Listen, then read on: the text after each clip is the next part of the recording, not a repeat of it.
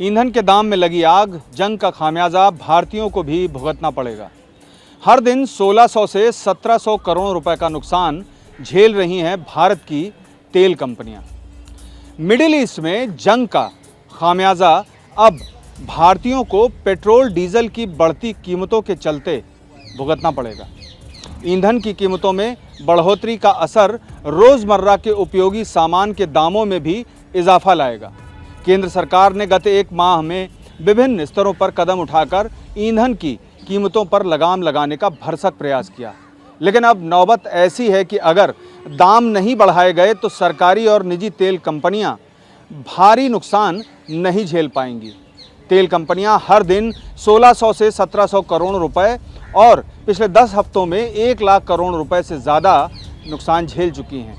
ये वो कीमत है जो सरकारी तेल कंपनियां भारतीय ग्राहकों को वैश्विक ऊर्जा संकट से बचाने के लिए चुका रही हैं। लेकिन लगातार बढ़ते घाटे ने अब यह सवाल खड़ा कर दिया है कि आखिर ये कंपनियां कब तक बोझ उठा पाएंगी।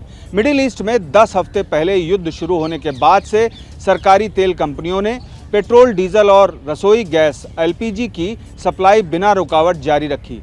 साथ ही कीमतें भी लागत से काफ़ी कम रखी गईं, जबकि दुनिया के कई देशों में ईंधन महंगा हो गया, यहाँ तक कि उनकी राशनिंग करनी पड़ रही है। कितना तेल खरीदा गया? मार्च-अप्रैल 2026 की रिपोर्ट के अनुसार मध्य पूर्व मिडिल ईस्ट में जारी तनाव और सप्लाई चेन में रुकावट के बीच भारतीय रिफाइनरियों ने रूस से लगभग 60 मिलियन बैरल यानी 6 करोड़ बैरल कच्चा तेल खरीदा। ये खरीदारी मुख्य रूप से अप्रैल डिलीवरी के लिए की गई, जो मार्च के बराबर लेकिन फरवरी की तुलना में दोगुनी से अधिक थी। तेल खरीदारी से जुड़ी मुख्य बातें। रूस की हिस्सेदारी अप्रैल के पहले पखवाड़े में भारत के कुल 5.775 करोड़ बैरल आयात में से थी और जो सप्लाई किया गया। कीमत। ये रूसी तेल ब्रेंट क्रूड के मुकाबले $5 to $15 बैरल प्रीमियम पर खरीदा गया।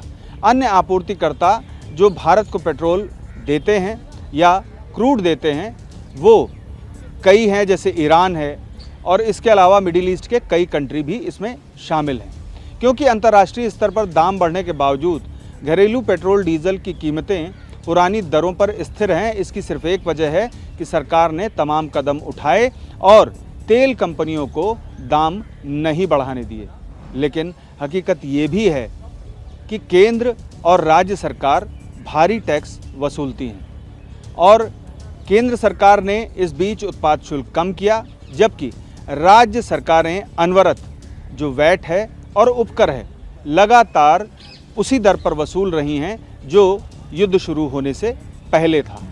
तो पेट्रोल और डीजल की कीमतों पर मौजूदा समय केंद्र सरकार पेट्रोल पर 3 रुपये वसूल रही है, जबकि डीजल पर अब उत्पाद शुल्क 0 कर दिया गया है। जबकि राज्य सरकारें 30 से 35% तक वैट लेती हैं। यानी कि आपने देखा होगा कि आप दिल्ली से उत्तर प्रदेश जाएं, मध्य प्रदेश जाएं, राजस्थान जाएं या किसी अन्य राज्य जाएं, सभी जगह जो पेट्रोल और डीजल की कीमतें हैं वो अलग अलग हैं, क्योंकि सब जगह वैट अलग अलग है। इसीलिए मैंने आपको बताया कि 30 से 35% तक वैट वसूला जाता है और इसके अलावा कई जगह उपकर भी लगाए जाते हैं और ये सभी जगह अलग अलग हैं। यही वजह है कि पेट्रोल और डीजल की कीमतों में अलग अलग आपको ख़रीदारी करनी पड़ती है अलग अलग राज्यों में। तो अब देखना ये है कि केंद्र सरकार कब तक जो दामों में इजाफा है उसको रोक पाती है, क्योंकि अब हालात ऐसे हैं कि अगर नुकसान के दौर में तेल कंपनियों को छोड़ा गया तो वो बैठ जाएंगी, यानी कि उनका काम करना मुश्किल हो जाएगा। पीयूष पांडे, TV9 भारतवर्ष, नई दिल्ली।